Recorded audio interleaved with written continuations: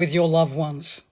Now, what I'm guilty of is not absolutely holding strong in that, because my brother wasn't in the room for this reading. And I say my brother because they start the reading by saying, who do you want to communicate with?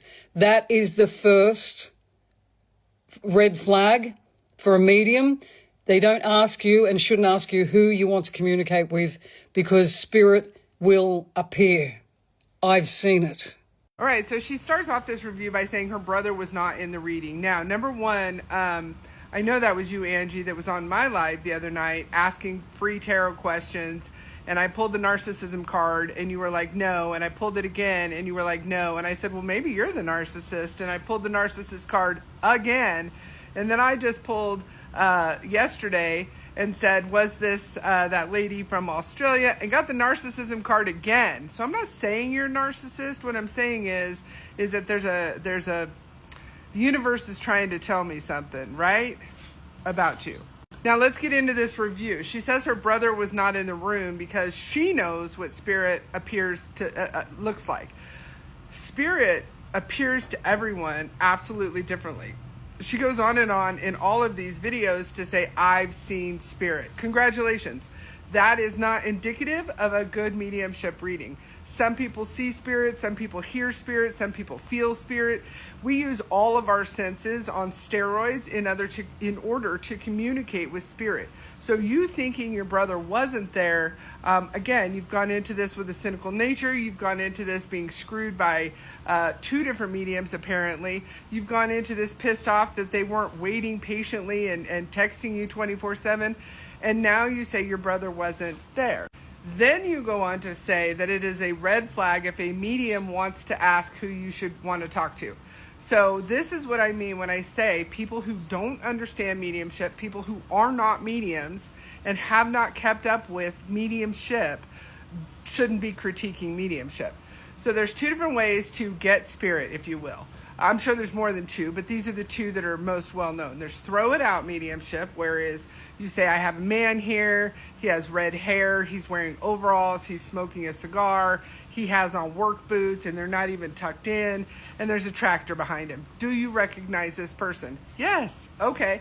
He feels grandfatherly or unclely. Would you understand grandfather or uncle? I do. Awesome. Is this your grandfather? No. Is this your uncle? Yes. Great. Awesome. And actually, you wouldn't ask questions, but you see where I'm going here, right? And then you get into the reading. Okay, this is would you understand this? Would you understand that? This is where the evidence starts to come in. This is where you have physical descriptions, shared memories, favorite vehicle, that type of thing start to come in. Now, there's another type of mediumship, and if you were a medium, and if you had taken mediumship classes, let me tone down the condescension.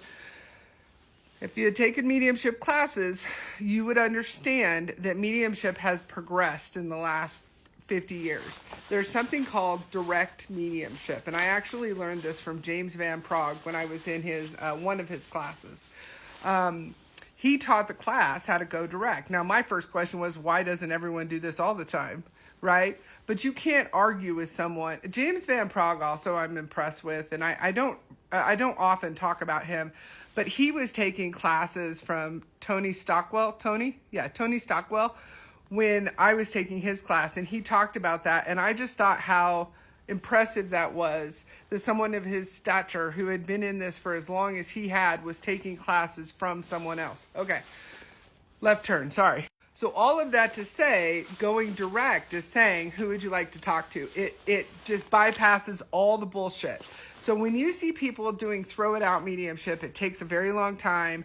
You have to validate evidence. You have to say, are you sure this is this person? They have to answer questions. In throw it out medium, I think, as someone who has done a shit ton of readings, people are never always 100%. I think she was talking to my uncle, or I think she was talking to my grandpa. But when you go direct, you go get that person from the spirit world. They come and they're like, hey, let's do this, right? I had a reading today, and there's a grandma that came through, and she was a hoot. Well, now in this reading, it was very mixed, and she just came in. But for the most part, we started with who she wanted to talk to. So you can start there. That is not a red flag. That is actually a sign of a very developed medium, someone that is willing to go direct and take that chance of being wrong also, because even though you say you can go direct and you can go direct, you won't always get the person that you want every single time. So I'm actually going to have to give it to the Misfits that they go direct, because there's not a lot of people that do. And one of the ways that the old-fashioned con artist, the con artist from, in my opinion, do you know someone whose name starts with a J? That's a little joke for my viewers. Anyway, they did throw it out, because you can hot read off of throw it out. You can cold read off of a throw it out. You can set people up on a throw it out. You can do homework. You can listen in the audience. I've read books. Anyway, I'm starting to go off on a rant. Direct mediumship is not a red flag. And if Angie knew more, if Angie was a medium, if Angie had taken classes, if Angie had even really, again, done some research, she would know that. So I played along with it. I went along with it, and I said my brother, and we commenced the reading. So she had a little Freudian slip there. I played along with it. She never intended for this reading to go well. She never intended to give them a good review. And again, full disclosure, I'm not even a big Misfit fan. I have been underwhelmed when I have caught their lives or seen them read. And there's more to that, and I can get into that in a different video if people want me to. But this isn't fair. This is not cool. There were a lot of inaccuracies. There were a lot of names that weren't correct. Jen guessed his age of death. She said, I like to guess within 2 years. She said 31. He died at 29. They're all red flags. If my brother was in there for that reading, his spirit, they would know, because there is no room for doubt. I'm not sure how saying someone was 31 and trying to be within 2 years and he was 29, 30, 31. I'm not sure how that's a red flag. This person doesn't know mediumship. She legitimately doesn't know enough to critique Jen. I don't like Jen, but I have to be fair in the mediumship world. It is not fair to say that someone is a red flag when she literally says, I'd like to be within 2 years up or down. There is no across the board where people will always be right. And she was within 2 years, so I'm not sure where the flag is. I was moved at one point in the reading because Dan brought up letters between me and my brother, which we'd never written a letter to each other. But then it hit me, a very profound dream that I had where my brother visited me. I get visits from the dead in my dreams, and he left me a letter in that dream, and it triggered that memory. And I'm going to put that down to me matching what he was saying, and it wasn't accurate.